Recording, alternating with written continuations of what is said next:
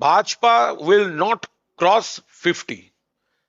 भाजपा 2021 में बोला था आपकी बार 200 पार, 200 के बदले वो 77 में सील हो गया, बाद में वो रिड्यूस्ड हो गया 60 तक। तो अभी 2 चरण में जो वोट हुआ उसके बाद हम लोग ये कह रहे हैं, number 1 BJP will not cross 50 और नंबर 2 तृणमूल 235 প্লাস। শুভেন্দু অধিকারী সাংবাদিক সম্মেলন করে বলছেন হিন্দু ভোটের বেশিরভাগ অবাঙালি এবং বাঙালি ভোট ওটাই প্রায় বিজেপি পাচ্ছে এবং মমতা বন্দ্যোপাধ্যায় তার নিজের বুথে 200-র বেশি ভোটে হারবেন এবং যেভাবে ভোট হয়েছে তাতে পাশের বাড়ি মমতা বন্দ্যোপাধ্যায়ের পাশের বাড়ির লোক নাকি শুভেন্দু অধিকারীকে পাবদা মাছ খাওয়ার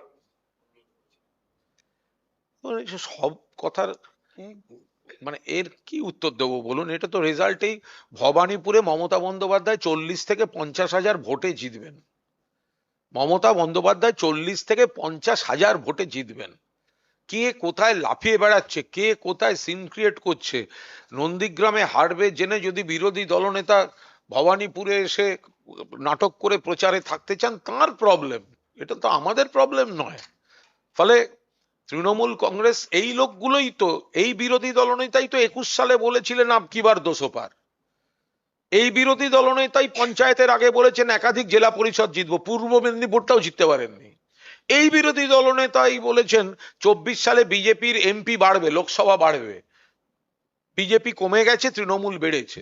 তো ওরা যদি ফ্লপ জ্যোতিষী হয় তো তার দায় দায়িত্ব আমরা নিয়ে কি বলবো? আমরা যা যা বলি আমরা মেলাই। আমরা বলেছি 2021-এ আমরা মমতা বন্দ্যোপাধ্যায় জিতে আসবেন, এসেছেন। আমরা বলেছি বিজেপি হেরে যাবে, গেছে। আমরা বলেছিলাম প্রত্যেকটি জেলা পরিষদ তৃণমূল জিতবে, জিতেছে, বিজেপি শূন্য। আমরা বলেছিলাম লোকসভায় তৃণমূল বেড়ে যাবে, বিজেপি কমে যাবে, মিলেছে। আমরা বলছি আবার তৃণমূল বিপুলভাবে ফিরে আসছে এবং বিজেপি গোহারা হারছে, সেটাই মিলবে। Thank you.